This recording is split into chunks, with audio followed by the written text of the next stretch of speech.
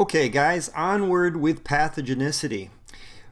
Now that we've gone over how it is that these pathogens can attach to the body, let's talk about how it is that these pathogens can avoid the immune system. In particular, avoid even being recognized that it's there.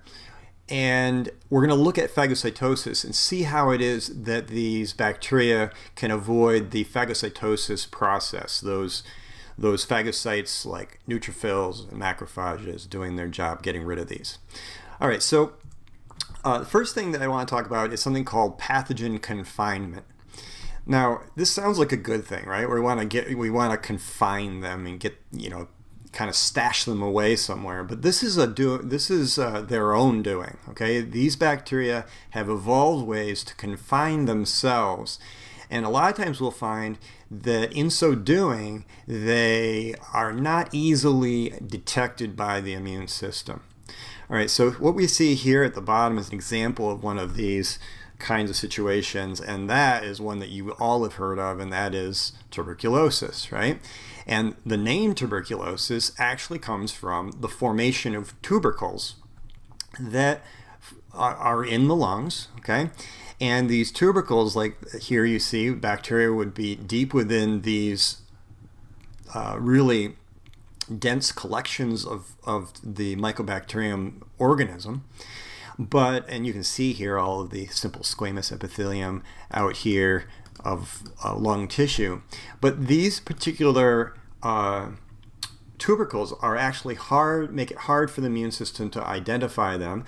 And someone may have these and not even have an active form of the disease. They're not actually contagious. Now, something I've heard, which is kind of creepy, but when someone is doing an autopsy on someone who has passed, you can actually detect these confinements in somebody's lungs. If you have a scalpel, and imagine drawing a scalpel through lung tissue, it can feel like these can calcify these tubercles, and it actually will feel like you're kind of scraping sand as you go through. And you better be careful and be prepared for this, because they are still active bacteria inside there, even though the patient has passed. So what you've done is basically released these bacteria. Another way that you see bacteria actually confining themselves is through something called pustules, like you see here on the skin. A lot of strep and staph organisms are capable of forming pustules like this. So other ways to avoid the immune system would involve avoiding the phagocytes, right? And this will take us back to, okay, what are the 5 steps of phagocytosis? We got to know these, right? Attach, engulf, toss it in the lysosome, digest, spit it out, right? So these are the 5 basic steps. And the first step, you're going to find bacteria can avoid the actual attachment step, okay? And you can't engulf something unless you attach to it first. So a classic example would be like what you see here on the left. We have capsules that are in strep organisms. These strep organisms can cause pneumonia, and you can see this capsule here. And so now we're seeing that the capsules not only help with attachment, but these capsules here, like you see around this strep organism, pretty obviously strep, because you can see each individual cell in a chain formation. But this makes it harder for phagocytes, whether they be neutrophils or macrophages, to actually identify, grab on, and engulf. Some of those pathogen-associated molecular patterns that tip off a macrophage that this is actually something worth consuming and getting rid of, they're hard to identify when the capsule is there. Okay. Here we have another example with Klebsiella pneumonia. Both of these obviously can cause pneumonia. There's not just one organism that causes pneumonia, but here again you can see those capsules. It's pretty easy to see that kind of diffuse kind of capsule there on the outside of that organism. And again, back with Fimbriae.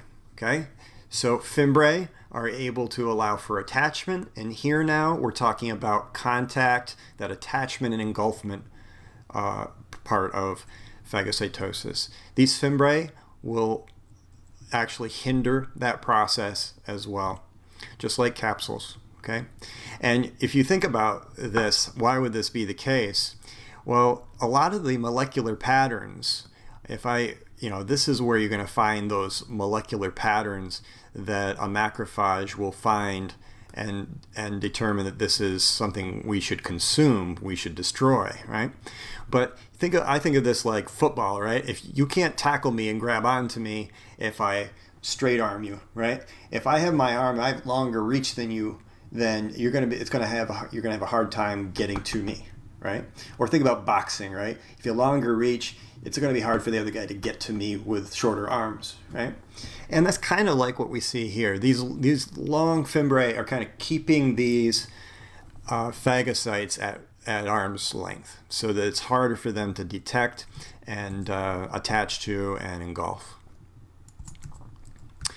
All right, let's take it a step further, right? So, okay, these previous 3 slides showed us 3 ways that organisms can avoid the first 2 steps: attachment, the adherence step, and the engulf part.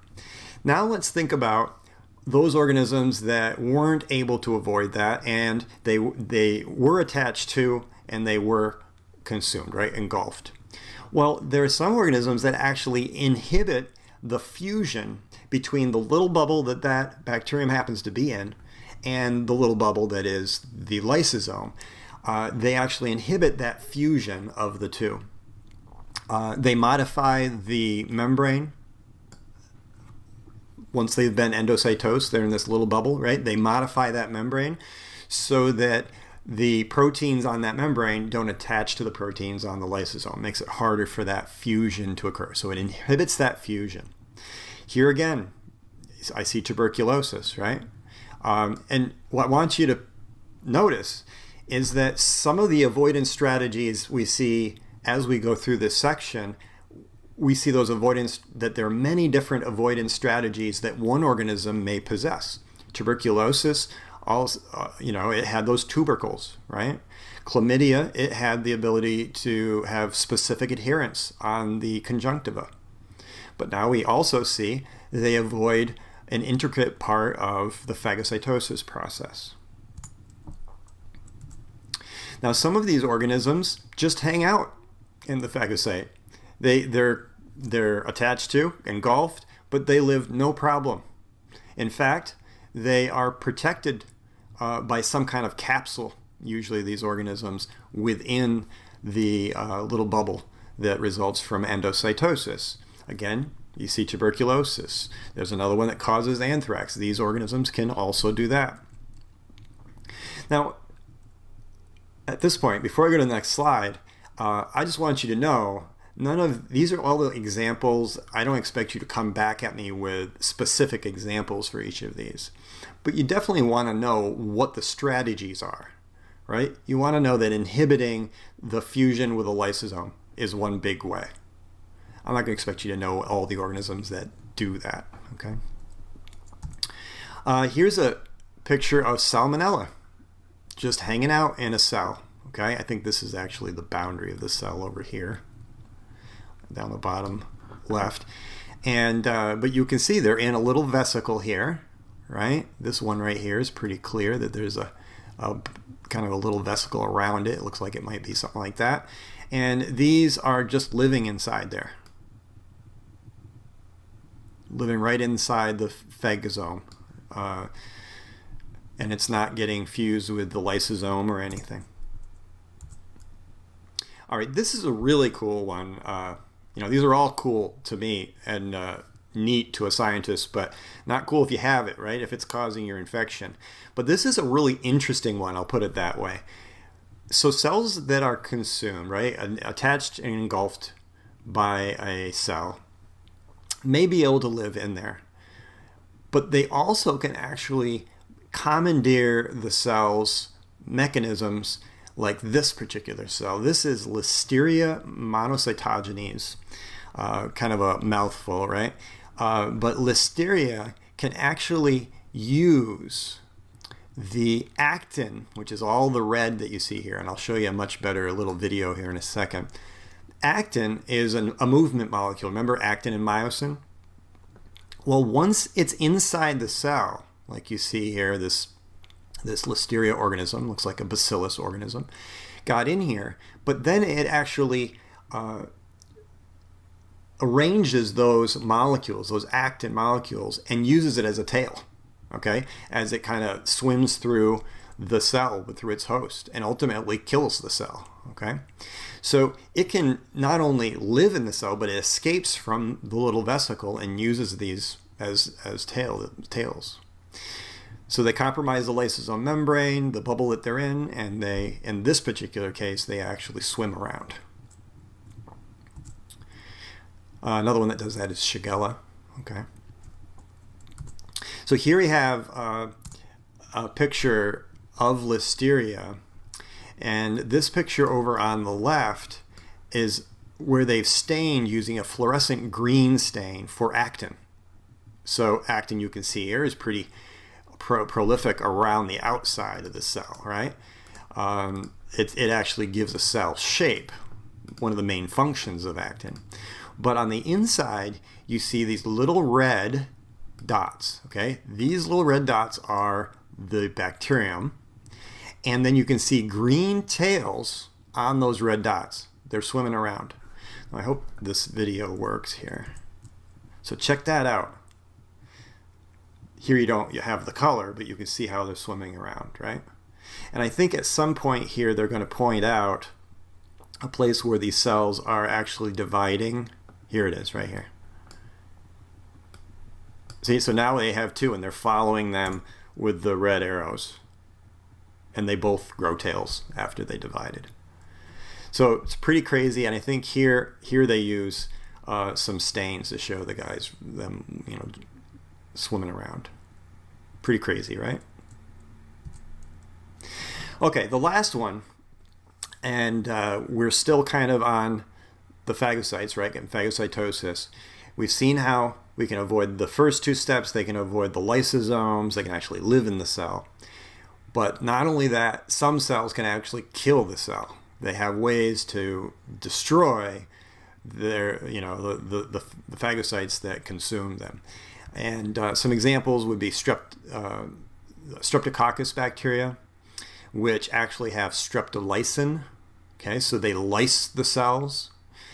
In fact, some of these will not only lyse white blood cells, but they'll lyse red blood cells, which is why we, you know, one of the things we can see with the blood agar plate. Leukocidin, these are great names, right? I mean, they tell you a little something if you pay attention, and you don't have to memorize quite as much. So strepto tells you they're from a strep organism. Lysin, they lyse the cells. They lyse their captor. Yeah. Leukocidin, so they're killing the very phagocyte, which is a white blood cell, that has consumed them. The staph organisms have that ability. And some exotoxins also do this kind of thing. There are exotoxins that are released by cells that actually do some harm to the phagocyte, and they're able to break free. All right? I think there's one more here. There's another one. So pretty neat, right? Next time, we'll talk a little more about how the organisms avoid the immune system beyond phagocytosis. Okay?